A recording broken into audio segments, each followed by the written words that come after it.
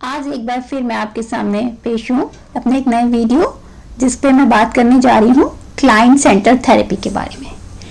Client centre therapy आप सबने सुना होगा, इसे हम पर्सन सेंटर थेरेपी के नाम से भी जानते हैं। क्लाइंट सेंटर थेरेपी एक तरह का नॉन डायरेक्टिव अप्रोच है टॉक थेरेपी की तरह। इस थेरेपी में जो फुल फोकस होता है वो हमारा क्लाइंट पर होता है और हम ये कह सकते हैं कि क्लाइंट ही इस थेरेपी का कैप्टन होता है। जो मेन पर्सन होता है इस थेरेपी में वो क्लाइंट होता है। अगर हम इसके गोल की बात करें तो क्लाइंट सेंटर थेरेपी का जो मेन गोल होता है या ये थेरेपी क्यों की जाती है, तो इसका जो मेन पर्पस है वो ये है कि क्लाइंट को उसके सेल्फ एस्टीम को इंक्रीज करना सिखाना और उसे अपने आप को एक्सेप्ट करना सिखाना कि वो जो भी है उसको अपनी सेल्फ वर्थ के बारे में बताना, उसकी नेगेटिव फीलिंग्स गिल्ट और सैडनेस को रिड्यूस करना, जो उसके अंदर एक नेगेटिव इमोशंस भरे हुए हैं उसको रिड्यूस करना, उसे अपने आप पर ट्रस्ट करना सिखाना। यानी मेन मोटो है सेल्फ एक्चुअलाइजेशन, अपने पोटेंशियल पर बिलीव करना। इससे क्लाइंट को अपने पर्सनल ग्रोथ में हेल्प मिलती है, उसे अपनी आइडेंटिटी समझने में मदद मिलती है और वो बहुत ज्यादा सेल्फ कॉन्फिडेंस फील करता है। ओके, बात करते हैं कि क्लाइंट सेंटर थेरेपी का प्रोसेस क्या होता है। तो इसके प्रोसेस की बात करें तो इसमें क्लाइंट या पर्सन का थेरेपी सेशन में एक्चुअली पार्टिसिपेट करना जरूरी है। इसमें काउंसलर का जो रोल है एज अ गाइड या सपोर्टर के रूप में होता है, वो स्पेशली क्लाइंट को सुनता है। इसमें पूरी तरीके से एक लिसनिंग प्रोसेस है। ये एक तरीके का एम्पैथेटिक अंडरस्टैंडिंग है। इसका मतलब है इसमें काउंसलर पूरी तरह से क्लाइंट के व्यू पॉइंट को समझने की कोशिश करते हैं। क्लाइंट सेंटर थेरेपी अनकंडीशनड और नॉन जजमेंटल प्रोसेस है जिसमें फुल फोकस क्लाइंट पर होता है और काउंसलर एक जेन्युइन पर्सन की तरह पेश आता है। इस थेरेपी में जो क्लाइंट और काउंसलर का रिलेशनशिप होता है वो बहुत ऑनेस्ट और क्लियर होता है ताकि क्लाइंट अपनी फीलिंग को क्लियरली डिफाइन कर पाए।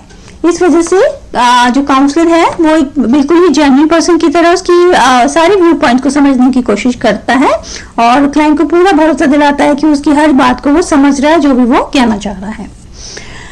अब बात करते हैं कि क्लाइंट सेंटर थेरेपी के क्या बेनिफिट्स हो सकते हैं या इस थेरेपी को करने का क्या फायदा है। तो ये वाइड रेंज में वर्क करता है। जो इसके बेनिफिट्स होते हैं ये बहुत सारे रेंज में या एरियाज में वर्क करते हैं, कह सकते हैं। जैसे कि रिलेशनशिप इशू हो गया किसी को, तो वहाँ पे ये बहुत बेनिफिशियल है। फोबियाज में ये बहुत बेनिफिशियल है। पैनिक अटैक या किसी तरह का जो सब्सटेंस यूजेस होते हैं पर्सन लेते हैं या specially young childrens, personality disorder में ये बहुत हेल्पफुल है। या लो सेल्फ स्टीम जिनका होता है उसमें जो कि डिप्रेशन को लीड करता है, या डिसऑर्डर हो गया, ईटिंग डिसऑर्डर हो गया, या किसी भी तरह का जो ट्रॉमा हो गया, उससे रिलेटेड हर फील्ड में हम बोल सकते हैं कि क्लाइंट सेंटर थेरेपी बहुत बेनिफिशियल है।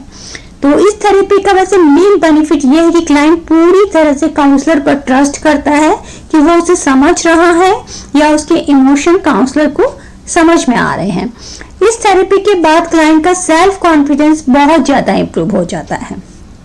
और इस थेरेपी का सिर्फ एक ही मेथड है, fully active and non judgmental listening by counsellor.